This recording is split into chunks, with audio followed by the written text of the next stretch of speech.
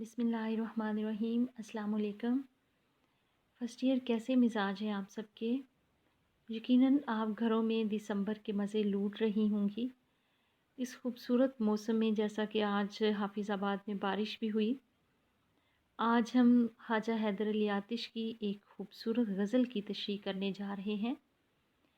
गज़ल का मतला है, ये आरज़ू थी तुझे गुल के रूबरू करते, हम और बुलबुले बेताब गुफ्तगू करते। ख्वाजा हैदर अली आतिश ने इस शेर में एक बड़ा मुनफरिद और ख़ूबसूरत मंज़र पेश किया है। उस मंज़र की तरफ आने से कबल मैं आपको बता दूं कि जो हम तजर्बा अफराद होते हैं, जिनका एक जैसा ज़िंदगी में तजर्बे रहे होते हैं, वो लोग जब आपस में मिलते हैं, इकट्ठे होते हैं, तो अपनी ज़िंदगी में दरपेश जो मसाइल हैं या मामलात हैं, वो उन पर बातचीत करते हैं। क्यों बातचीत करते हैं? ताकि उन मसाइल का कोई हतमी नतीजा आसानी से सामने आ सके। ऐसे ही हालात हमें शेर में नज़र आते हैं। हम इसकी दो तरह से तशरीह करेंगे। एक तो जज्बात के एतबार से कि उर्दू अदब में जो महबूब होता है वो हमेशा बेनियाज़ होता है, लापरवाह होता है। आशिक महबूब की बेतनाई और लापरवाही की वजह से गमगीन रहते हैं, अफसुर्दा रहते हैं, क्योंकि महबूब अपने उशाक के जज्बात व एहसासात का बिल्कुल ख्याल नहीं रखते। इस शेर में शायर कहता है कि काश ऐसा होता कि महबूब को फूल के सामने ले जाकर मैं महबूब के लिए, महबूब के हवाले से, या बुलबुल जो फूलों का आशिक परिंदा है, वो फूल के हवाले से नगमा रेज़ होता, नगमा तराज़ होता, और हम अपने अपने इश्क के मैदान में पेश आने वाले मामलात पर मुकालमा करते, गुफ्तगू करते। वो अपने जज्बात की सच्चाई को बयान करता, मैं अपने इश्क की हकीकत को उसके सामने खोल के रखता, मुदल्लल अंदाज में हम गुफ्तगू करते। ये बड़ा एक अनोखा सा नुक्ता शायर ने इस शेर में पेश किया है, क्योंकि जो महबूब है, शायर उसका आशिक है, और जो बुलबुल है उसको इंदलीब भी कहा जाता है, वो फूलों पर जानिसार करने वाला परिंदा है। इन दोनों का आपस में मिल बैठने का मकसद ये है कि शायर एक दूसरे से अपने दिल की कैफियत को बयान करें तो उनके दिल का बोझ हल्का हो, क्योंकि दोनों के दरमियान प्यार का मामला है, और प्यार का मामला एक जैसा ही होता है। दोनों उशाक हैं और वो दोनों अपने महबूबाओं को सामने बिठाकर अपने दिल की कैफियत, अपने एहसासात, अपने जज्बात उनके सामने वाह करना चाहते हैं, उनके सामने बयान करना चाहते हैं। उशाक जो होते हैं वो महबूब के रवैये से नाला होते हैं और उसकी बेवफाई से दिल बर्दाश्ता होते हैं। इसी तरह जो बुलबुल है वो फूल की जुदाई से गमगीन होता है। इस शेर का जो दूसरा पहलू है तशरीह के एतबार से, वो है हुस्न खूबसूरती के हवाले से। शायर को अपना महबूब बहुत खूबसूरत लगता है, और शायर का ये एहसास बिल्कुल फ़ितरी है। इंसान जिस चीज़ से मोहब्बत करता है उसे वो दुनिया की हसीन तरीन शय महसूस होती है। इस तरह वो चाहता है कि गुल के रूबरू यानी गुल के सामने अपने महबूब को बिठाकर मवाजना करे कि हुस्न के हवाले से कौन ज़्यादा खूबसूरत है। शायर अपने महबूब के हुस्न के हवाले से दलाइल पेश करे, और बुलबुले बेताब जो है, बुलबुले बेताब खूबसूरत तरकीब है इस शेर के अंदर, जो दर हकीकत शिद्दत को ज़ाहिर कर रही है, बेताबी की शिद्दत को, बेकरारी की शिद्दत को ज़ाहिर कर रही है। तो इस हवाले से शायर की ये ख्वाहिश है कि बुलबुल अपने महबूब गुल के हुस्न को बयान करे और शायर अपने महबूब के हुस्न को बयान करे। ऐसा ही एक शेर आपके गोशे गुजार करती हूँ। फ़लक ये तू ही बता दे कि हुस्न खूबी में ज़्यादातर है तेरा चाँद या हमारा चाँद। और फैज़ अहमद फैज़ इसी मौजू को कुछ यूँ बयान करते हैं, कहते हैं वो है तुम्हें हो जाएगी उल्फत मुझसे, एक नज़र तुम मेरा महबूबे नज़र तो देखो। शायर का दावा है कि बुलबुल پھول کو خوبصورت سمجھتا ہے اور شاعر اپنے محبوب کو۔ اس طرح اس کی یہ خواہش ہے کہ دونوں اپنے اپنے طور پر دلائل دیں اور بات چیت کریں کہ کس نتیجے پر پہنچتے ہیں، کنکلوژن کیا نکلتا ہے کہ کس کا محبوب کس قدر زیادہ خوبصورت ہے۔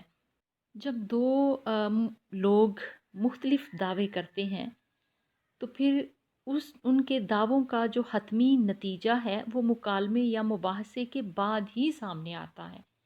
اسی لیے شاعر کا کہنا ہے کہ وہ بلبل کے ساتھ گفتگو کرے، مباحثہ کرے، بحث و تمہیز کرے، اور اس کا یہ دعویٰ ہے کہ وہ جیت جائے گا، کیونکہ اس کا ماننا ہے کہ اس کا محبوب پھول سے بھی زیادہ حسین ہے، دلکش ہے، دلاویز ہے، اور یقیناً بلبل کو میرے محبوب کے سامنے شکست سے دوچار ہونا پڑے گا۔ آتش کا یہ دعویٰ ہے کہ اس کا محبوب خوبصورتی میں، رنگ و روپ میں، جوبن میں پھولوں سے کہیں بڑھ کر ہے۔ یوں کہہ سکتے ہیں کہ شاعر کہتا ہے کہ اس کا محبوب غنچۂ دہن ہے، سیمی بدن ہے، شیریں سخن ہے، رشک چمن ہے، ناز پرور ہے، ناز آفریں ہے، اور پھول بے شک بلا کا خوبصورت ہے، نرم و نازک ہے، لیکن اس کے اندر ناز آفریں ہونا، ناز پرور ہونا، شیریں سخن ہونا، یہ سب چیزیں اس کے خصائص میں شامل نہیں ہو سکتی۔ اگرچہ بظاہر یہ مضمون بالکل روایتی مضمون ہے، لیکن شاعر نے اپنے انداز سے، لفظوں کے موضوع انتخاب سے اس کو اور زیادہ دلکش اور نرالا بنا دیا ہے۔ دیکھیں، اس دنیا میں کوئی بھی عاشق ہے، اس کو اپنا محبوب دنیا کا حسین ترین پیکر محسوس ہوتا ہے۔ لیلا کالی ہونے کے باوجود مجنوں کو ساری دنیا کی دوشیزاؤں سے خوبصورت لگتی تھی۔ ایسے ہی آپ شیری کی مثال لے لیجئے کہ شیری کا جو عاشق فرہاد تھا، وہ کہتا تھا کہ شیری جیسی حسینہ کسی ماں نے پیدا ہی نہیں کی، کیونکہ حسن کا تعلق تو دیکھنے والی آنکھ سے ہوتا ہے۔ اور اسی بات کو پیش نظر رکھتے ہوئے شاعر محبوب کو اس کو بلبل کو چیلنج کر رہا ہے اور کہہ رہا ہے کہ بے شک پھول دنیا کا خوبصورت ترین شے ہے، اور بلبل کو اس سے محبت بھی ہے، وہ گیت گا گا کر پھول کی تعریف میں ہر وقت رطب اللساں رہتا ہے، اور دوسری طرف جو عاشق ہوتا ہے وہ اپنے محبوب کے حسن و جمال کو بیان کرنے میں زمین و آسماں کے کلابے ملا دیتا ہے۔ لیکن آتش کہتے ہیں کہ مزہ تو تب ہے کہ بلبل اور عاشق جو ہے، شاعر آتش، اپنے اپنے محبوباؤں کو آمنے سامنے بٹھائیں اور دونوں ان کے حسن کے حوالے سے مدلل گفتگو کریں۔ ان کا یہ دعویٰ ہے کہ بلبل کو قائل ہونا پڑے گا، اس کو ماننا پڑے گا کہ شاعر کا محبوب زیادہ حسین ہے۔ دوسرا شعر ہے: پیامبر نہ میسر ہوا تو خوب ہوا، زبان غیر سے کیا شرح آرزو کرتے۔ شرح آرزو کرتے یعنی اپنی خواہش کی تفصیل بیان کرتے، اس کو کھول کر بیان کرتے۔ پیامبر کا معنی ہوتا ہے قاصد، پیغام پہنچانے والا۔ آتش نے اس شعر میں بھی ایک نرالا مضمون باندھا ہے۔ شاعر کی یہ دلی خواہش ہے، تمنا ہے کہ وہ اپنی محبت کا اظہار کرے، کیونکہ محبت اظہار کی متقاضی ہے۔ جب کسی انسان کے دل میں کسی دوسرے انسان کے لیے احساسات اور جذبات جنم لیتے ہیں تو اس کی اگلی خواہش یہ ہوتی ہے کہ وہ ان احساسات کا، ان جذبات کا اظہار اپنے محبوب کے سامنے کرے۔ اور اردو اور فارسی غزل کی یہ روایت رہی ہے کہ عاشق کو اپنے محبوب سے ملاقات کے مواقع بہت کم ملتے ہیں، پہلے تو ملتے ہی نہیں، اور اگر ملتے ہیں تو بہت کم میسر آتے ہیں، اور ان کم مواقع کے دوران وہ اپنے محبوب سے اپنے عشق کا اظہار نہیں کر پاتا، اپنی قلبی کیفیات کو، قلبی واردات کو مؤثر انداز سے بیان نہیں کر پاتا۔ رات کھولے تھے کچھ پرانے خط، پھر محبت دراز میں رکھ دی۔ تو اس لیے جو عاشق ہوتا ہے وہ ہر وقت ایسے موقع کی تلاش میں ہوتا ہے کہ وہ کب اپنے محبوب کے سامنے دلی کیفیات کو بیان کرے گا، یہاں تک کہ وہ پھر ڈھونڈتا ہے کسی ایسے شخص کا سہارا جو नामा बर का किरदार अदा कर सके, जो पैगंबर या कासिद का किरदार अदा कर सके, कि वो दिल पज़ीर पेराए में खूबसूरत अंदाज में उसके जज्बात को, उसकी दिली कैफियत को उसके महबूब के सामने बयान कर दे। शायर कहता है कि इस काम के लिए, इस मकसद के लिए उसे किसी पैगंबर की तलाश थी जो उसके दिली जज्बात को अम, उसके महबूब के सामने बयान करे, यूँ समझें कि उसके जज्बात व एहसासात की तर्जुमानी करे।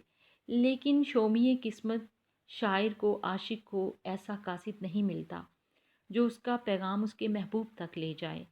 इसलिए उसमें जो वो एक पहलू निकालता है, वो पॉजिटिव पहलू ये है कि वो कहता है कि अच्छा ही हुआ कि तलाश के बावजूद उसको कोई ऐसा पैगंबर या कासिद नहीं मिला जो उसकी ख्वाहिशात और एहसासात की पूरी तफसील जाकर उसके महबूब के सामने बयान करता।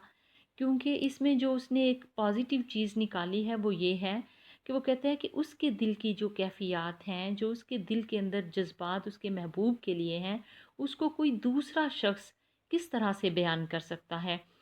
आशिक की, ये शायर के दिल की जो बेताबी है, बेकरारी है, उसको कोई दूसरा शख़्स उस तरह से बयान नहीं कर सकता जिस तरह आशिक खुद अपनी ज़ुबान से बयान कर सकता है। कहीं वो आप मिल जाता तो उससे अपना दुख कहते, कहीं वो आप मिल जाता तो उससे अपना दुख कहते, कहा जाता नहीं है जानो दिल खत की ज़ुबानी। मोहब्बत में बहुत से जज्बात होते हैं। आशिक खुद अपने महबूब तक उन जज्बात का इजहार कर सकता है, लेकिन ज़बाने गैर से अगर वो उन जज्बात को अपने महबूब तक पहुंचाता भी है तो इससे मोहब्बत जैसे खूबसूरत और मुक़द्दस जज्बे की हुर्मत और राजदारी के ख़िलाफ़ ये बात जाएगी। इसलिए एक पहलू इसमें शायर ये भी निकालता है कि अच्छा ही हुआ उसको कोई नामा बर नहीं मिला, कोई पैगंबर नहीं मिला, कोई कासिद नहीं मिला जो उसके दिल की कैफियत को उसके महबूब के सामने बयान करता। हमने ये बात बहुत शुरू में भी की थी कि ख्वाजा हैदर अली आतिश जो हैं वो एक पुरुमीद शायर हैं, रजायत पसंद तबीयत के मालिक हैं। वो रंज में राहत का, हार में जीत का और नुकसान में फ़ायदे का पहलू तलाश कर लेते हैं, और इस शेर में भी उन्होंने ऐसा ही किया है कि एक चीज़ के ना मिलने से उन्होंने जो एक मस्बत पहलू निकाला है वो भी बड़ा दिलफरेब और ख़ूबसूरत है। यानी कह सकते हैं हम कि उन्होंने बदबख्ती में भी खुशबख्ती का पहलू ढूंढ लिया कि उन्हें अगर प्याम रसा मैसर नहीं हुआ तो इसमें भी वो शुक्र बजा ला रहे हैं।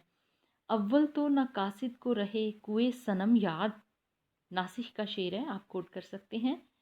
अव्वल तो न कासिद को रहे कुए सनम याद, पहुँचे तो फरामोश हो पैगाम हमारा। खूबसूरत बात कि पहली बात तो उसको महबूब के उस गली, करिया और कूचे का एड्रेस ही याद नहीं रहेगा कासिद को, और अगर याद रहा तो वहाँ जाके मुमकिन है कि वो उस पैगाम को ही भूल जाए जो आशिक महबूब तक पहुँचाना चाहता है। फ़नी हवाले से ये शेर सादा, सलीस, आम फहम है, लेकिन इसमें जिद्दत है, नुदरत है, यानी अनोखापन है, नयापन है।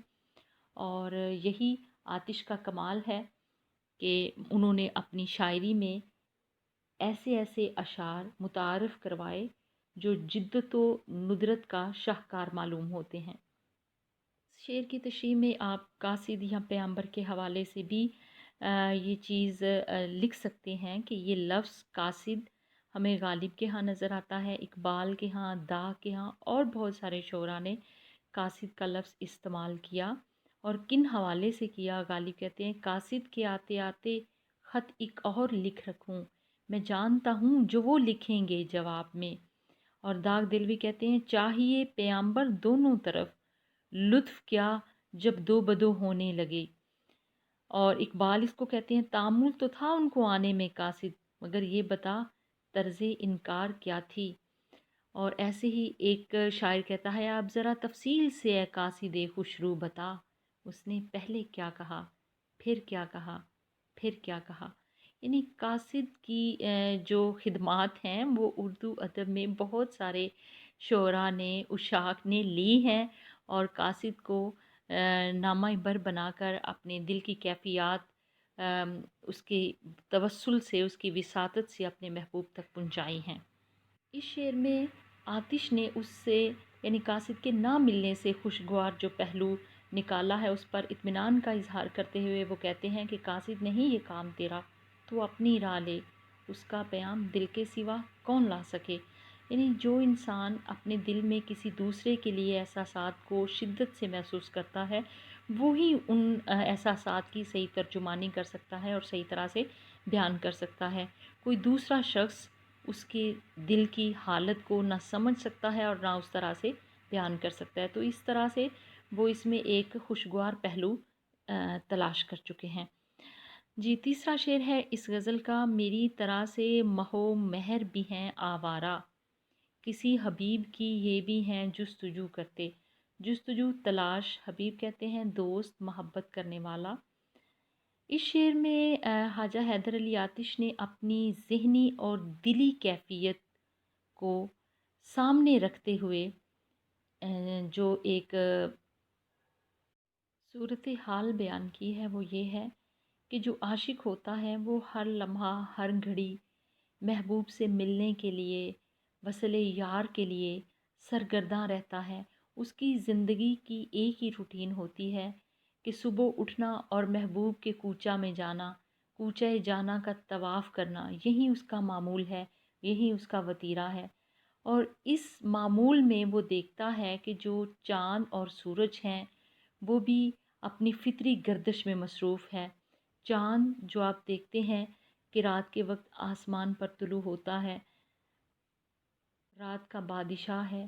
دن کے وقت جو خورشید ہے یا سورج ہے وہ پوری آب و تاب کے ساتھ پوری دنیا کو منور کرتا ہے۔ ہم کہہ سکتے ہیں کہ دن کا شہنشاہ سورج ہے جو آسمان پر ہے۔ اب وہ دونوں اپنے مقررہ وقت پر طلوع ہوتے ہیں، غروب ہوتے ہیں اور معمول کے مطابق اپنی جو سرگرمی ہے اس کو جاری رکھتے ہیں۔ تو اس طرح سے عاشق کو یوں لگتا ہے کہ جیسے اس کے اور ان قدرتی یا فطری مظاہر کے درمیان مماثلت ہے، اور وہ مماثلت کیا ہے کہ وہ بھی ناغہ کیے بغیر روٹین کے مطابق طلوع ہوتے ہیں اور غروب ہوتے ہیں۔ اور اسی طرح شاعر بھی بغیر کسی تعطیل کے، چھٹی کیے بغیر، ناغہ کیے بغیر کوچہ جانا کے چکر لگاتا ہے، کسی طرح اس کو محبوب کا دیدار نصیب ہو جائے یا محبوب کا وصال نصیب ہو جائے۔ اب ایسے میں شاعر کو یہ لگتا ہے کہ سورج اور چاند بھی جو گردش میں ہیں تو ان کی گردش بلا جواز نہیں ہے، اس کا بھی کوئی نہ کوئی مقصد ہے۔ اور شاعر کو لگتا ہے کہ ان کا مقصد یعنی چاند اور سورج کا جو مقصد ہے وہ بھی اپنے محبوب کو تلاش کرنا ہے۔ ان کے بھی اس گردش کرنے میں، آوارہ گردی کرنے میں اور پھرنے میں ایک کیفیت نمایاں ہے۔